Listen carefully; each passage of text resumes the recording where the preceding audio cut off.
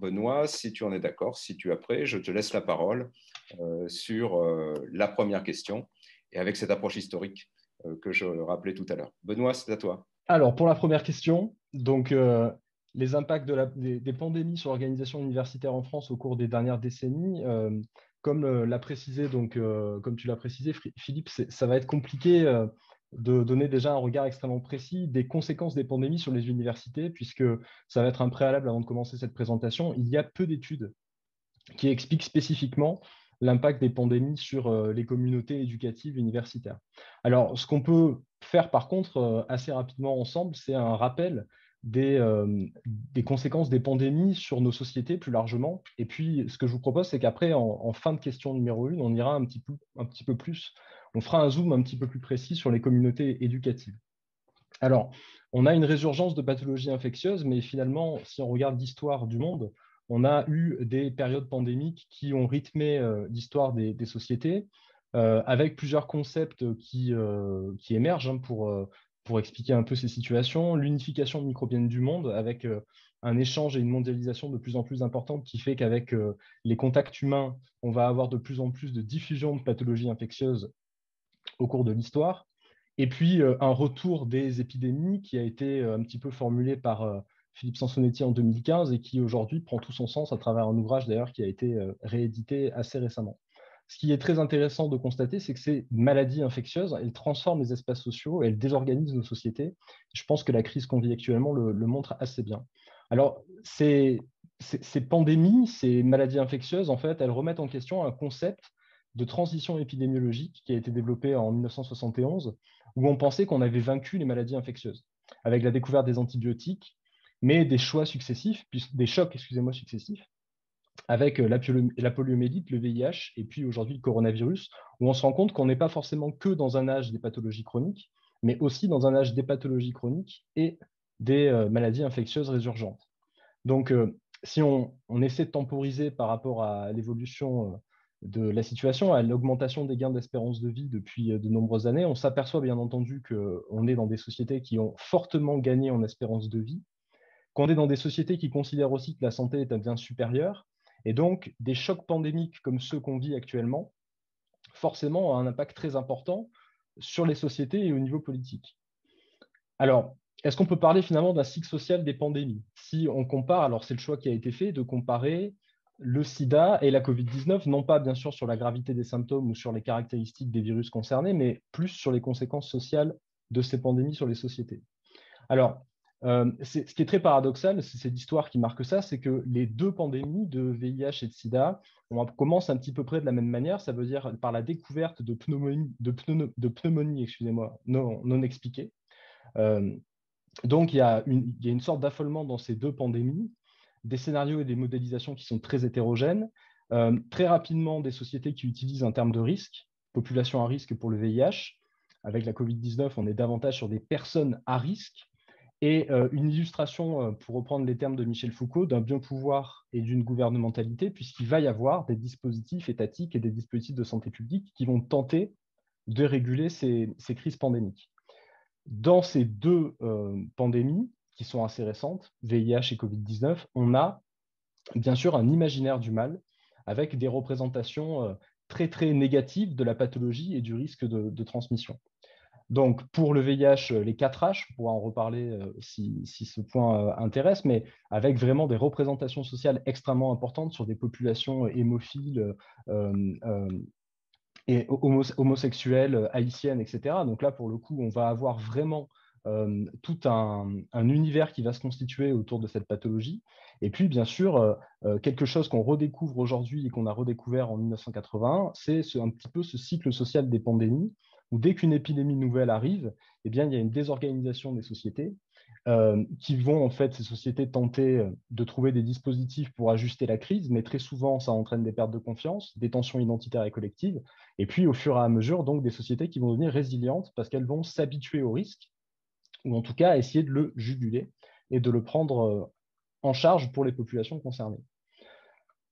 Si on regarde un petit peu dans l'histoire, l'iconographie des pandémies, on se rend compte qu'il y a toujours eu un petit peu cet imaginaire du mal, que ce soit avec les premiers ex-voto pour la peste, ou les peintures qui montrent un petit peu les charniers liés à la peste noire, la période hygiéniste avec la lutte contre la syphilis. Cette image qui est très marquante, mais qui est en fait la photo donc, de Thérèse Frard, de Daniel Kirby, qui était un militant atteint du VIH, pour vraiment choquer les esprits sur la gravité de la pathologie. Et puis, vous avez reconnu la dernière image qui est extraite d'une campagne de prévention contre la COVID-19 et qui, pareil, vous voyez, met en scène aussi la gravité des conséquences de ces pandémies. Alors, dans cette situation, on va s'intéresser donc plus précisément à la question des étudiants et à la question des jeunes. Alors, moi, j'ai appelé cette partie des étudiants et des pandémies parce qu'on en a quand même beaucoup parlé dans le cadre de la pandémie du Covid-19. C'est plus compliqué de trouver des traces de ces conséquences pour la pandémie de SIDA et de VIH. Alors, pourquoi les jeunes potentiellement sont plus vulnérables aux conséquences des pandémies? Si on reprend les théories de vulnérabilité sociale de Robert Castel, on sait en fait que les étudiants, les jeunes sont au croisement d'une socialisation familiale qui peut être en fragilité et d'une socialisation professionnelle qui peut également être en fragilité. Donc, ce sont potentiellement des populations qui sont exposées à de multiples inégalités, qui continuent de poursuivre un travail de construction identitaire et qui se socialisent dans des espaces qui sont des espaces très ouverts, comme les universités, et qui en plus évoluent dans un cadre de santé, de promotion de santé et de protection sociale qui parfois les protège peu. Donc la crise pandémique Covid-19, mais les crises pandémiques globalement, vont mobiliser chez ces jeunes des déterminants qui ne vont pas forcément être égaux chez tout le monde, biographiques, de soutien social, socio-économique, cognitif et de personnalité. Mais on peut estimer qu'il y a des crises, bien sûr, du lien social chez les jeunes par rapport à ces pandémies, mais on peut aussi se dire que ce sont systématiquement ces crises des moments où les jeunes se mobilisent. Et donc, on a, en tout cas, dans l'exemple de la COVID-19 actuellement, des collectifs étudiants qui actuellement sont en train de se structurer sur l'aide alimentaire. Et ce qui est très intéressant, c'est que ce pouvoir auto-organisationnel de la société civile et des jeunes, donc ce pouvoir d'agir, qui se manifeste de manière assez spontanée, eh bien, on le retrouve dans la pandémie de VIH et également dans la pandémie de COVID-19. Ça va être un petit peu l'objectif des prochaines slides. Alors, sur la pandémie de SIDA, on a peu d'études spécifiques sur les conséquences du SIDA sur les communautés éducatives et des catégories de prévention et de promotion de santé, enfin en tout cas des systèmes de prévention qui vont être peu efficaces. Donc très rapidement, ces échecs de ces campagnes de prévention vont entraîner une autocapacitation de certains mouvements associatifs, avec entre autres la création de AIDE par le décès de Michel Foucault, par son conjoint Daniel Defer. Et la création de AIDE illustre un petit peu cette capacitation qui est,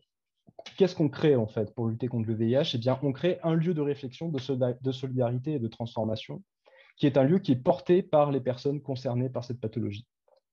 Donc, ce pouvoir d'agir et cette mise en scène de ce pouvoir d'agir et cette exploitation d'un pouvoir d'agir des populations a été quelque chose qui a plutôt bien fonctionné pour le VIH. Si on s'intéresse maintenant un petit peu à la spécificité de la pandémie de Covid-19 qui est en cours, on s'aperçoit en fait que par les confinements et les mesures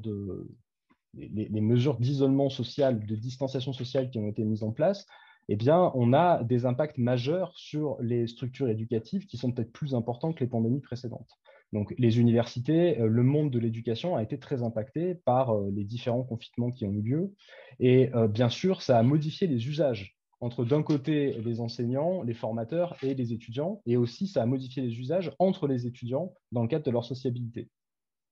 Donc, cette carence systémique, ces problématiques liées à une carence systémique des accompagnements en termes de médecine universitaire ou de dispositifs de soutien aux risques psychosociaux de ces étudiants n'a pas amélioré la situation puisqu'on est actuellement dans une phase où on priorise une crise hospitalière et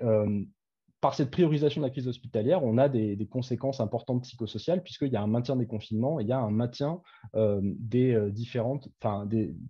y a un maintien en tout cas de ces règles qui peuvent peser beaucoup sur la jeunesse. Alors, on prend l'exemple, je vous ai parlé du biopouvoir tout à l'heure et de la gouvernementalité, mais c'est très intéressant puisque c'est la conduite des conduites, la gouvernementalité. Pour Foucault, les activités décrétées essentielles et non essentielles, elles ne le sont pas pour tous de la même manière. Pour les étudiants, il y a des activités qui peuvent être non essentielles, mais qui sont essentielles à leur sociabilité.